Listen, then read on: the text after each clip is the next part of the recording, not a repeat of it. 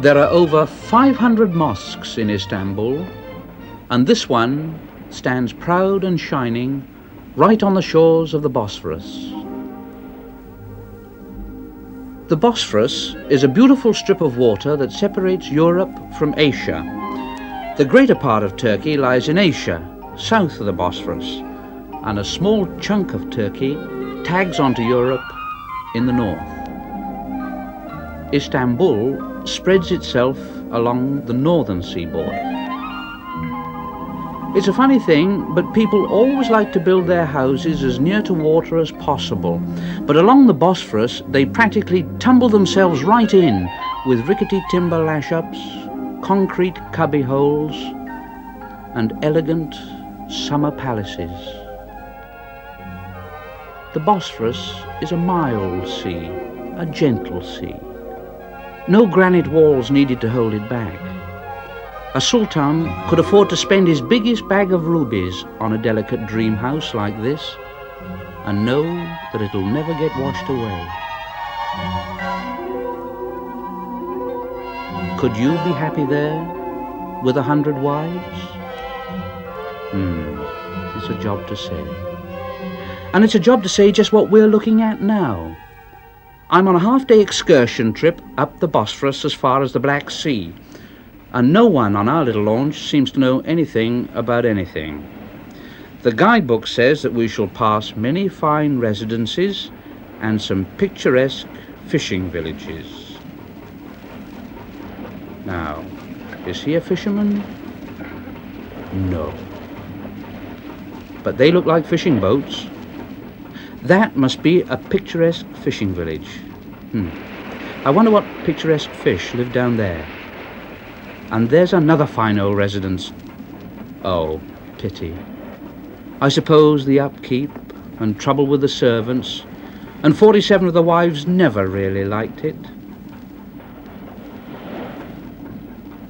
But I must say, I like it. Do you? Good. Now, that's the sort of fort where you really could play at soldiers. It's got genuine castellated battlements, and it's in beautiful condition. It's a wonder Hollywood hadn't bought it. Doesn't look in the least forbidding, as most ancient castles do. But everything looks gay and carefree along these happy shores. The sun burns hot all day, the breeze blows cool. It's almost impossible to keep out of the water. It's a little bit on the mucky side here and there, but if Abdul tells Fatima to go take a jump in the sea, she's only too willing to oblige. It's a lovely sea. I don't suppose the scenery has changed for hundreds of years. Yes, it has. They've installed loudspeakers on that minaret there. You can just see them. The faithful are called to prayer mechanically now. And of course the boats are driven mechanically. But there's not much apparent change here under the crescent moon and star. And that's as far as we go. Come along there. All change. We take a bus back to Istanbul.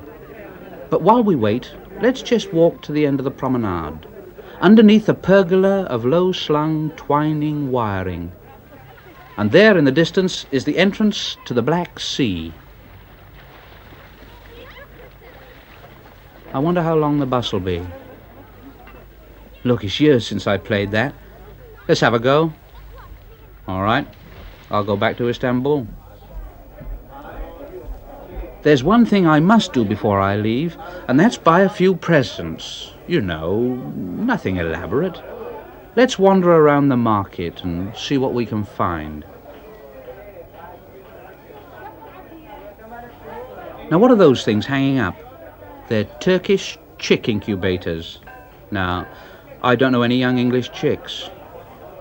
Now, there's a nice-looking fish fryer, if you like that sort of thing. And what's he battering at? Ah, he's copper-bottoming them. You know, I can't think of anyone who'd really want one of those. All those. What do they use them for? Must be a rush order for Alibaba. There's a sort of disciplined madness in the way they clatter through the day. Every hammer tap, bang on. And look at this brilliant young smith and his 2 fire devils. He's tin plating a great copper tray. He's not very old, yet he's extremely skillful. Now, who would that do for? Well, I could do with a tray. The trouble is, all my doorways are so narrow. I'd skin my knuckles carrying it.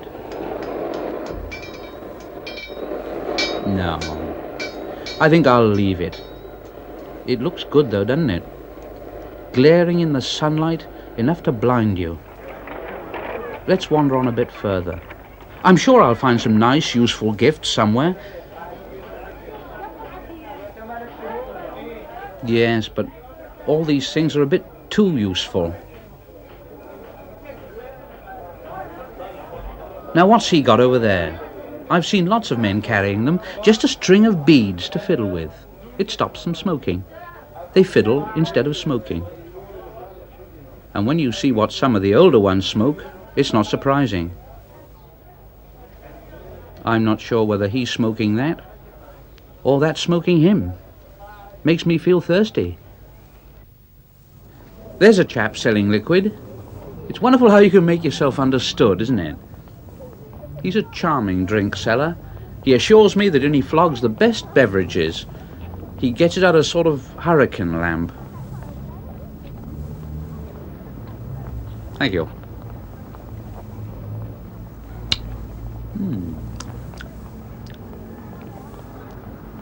Not bad. Sort of water and syrup with a touch of old plum, I think. And listen, there's the Hoja calling the faithful to prayer. He holds his head in his hands and wails around the tiny balcony.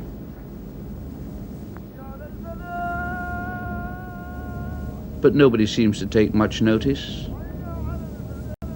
The great mosques stand white and silent in the sun, their domes boiling in the heat and turning to bubbling liquid stone. Let's go inside one.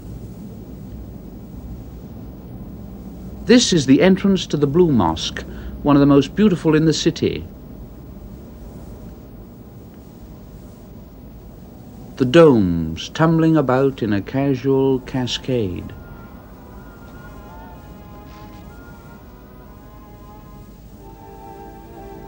The courtyard, serene and quiet.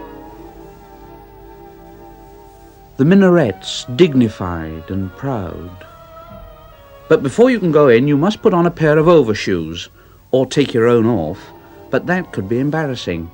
Overshoes are easier, but they're certainly over. Mine are about 7 sizes over.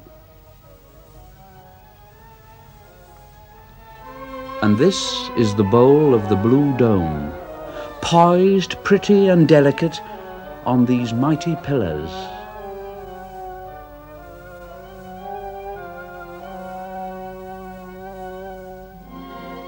The whole place is a beautiful fusion of blue. Pale blue, sky blue, sea blue, turquoise blue. Soft, soothing, cool blue. And the great open floor is heavily laid with Turkish carpets, wonderful old carpets whose weavers have been dead for 300 years. But the carpets completely deaden any cathedral echo. It's a most comforting and sympathetic atmosphere. And look at this iron spider candelabra. It fumbles its oriental way all over the mosque. And there's a dear old English grandfather clock. It was presented by Queen Victoria to the Turks. It looks beautifully awkward and English here, but it's still going. And I must be going too. Up to the smart end of the city. That's a large new American hotel. where all the large new Americans like to stay. They've dug themselves a mighty fine pool, and here, for a consideration, and in splendid isolation, you can have a holiday just like the ones you have way back home.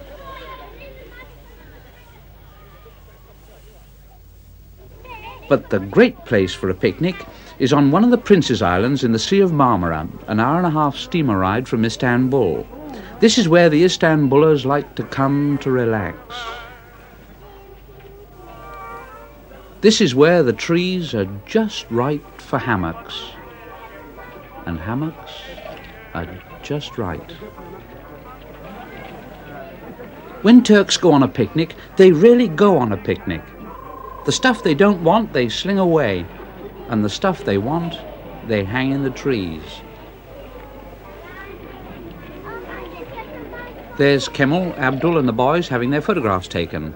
That's it. Thank you. Thank you. Never mind. But everyone enjoys themselves the way they like best.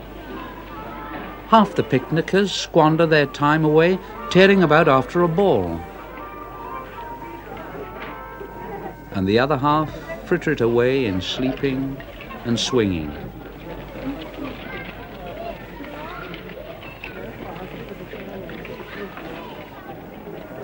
Uh-oh, here's Robin Hood and friend. Your merry men, sire, are dancing on the green. That's the sort of picnic place it is. Somebody starts dancing, and one by one the others join in. Soon, everybody's at it. Everybody? No, dear, you're not old enough. But they'd like it up here in the trees.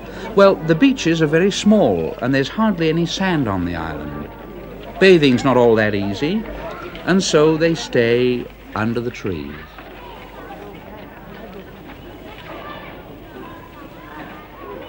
Still, I mustn't stay much longer. I must get a coach and two back to the steamer. It's the only way to get about, unless you walk. But not many seem to walk. Oh yes, here's a few. Woo! I still haven't bought any presents yet. I must try the bazaar before I go. And here we are. Now let's see. What's he buying? Handkerchiefs. That's a bit ordinary, isn't it? No, let's move on. This bazaar is an extraordinary place. There are something like 4,000 shops huddled together under these old roofs. That's the trouble. There's too much to choose from. Look at it. I must try not to buy anything daft, like a brass coffee tray. Now don't be silly. You know you don't want it. Leave it. I know, but that's the trouble. You just get bemused in the bazaar. But the whole of Istanbul is like an enormous bazaar. A vigorous, hugger-mugger coral reef. And where in the wide world is there anywhere more grubby, more bewildering, and more beautiful?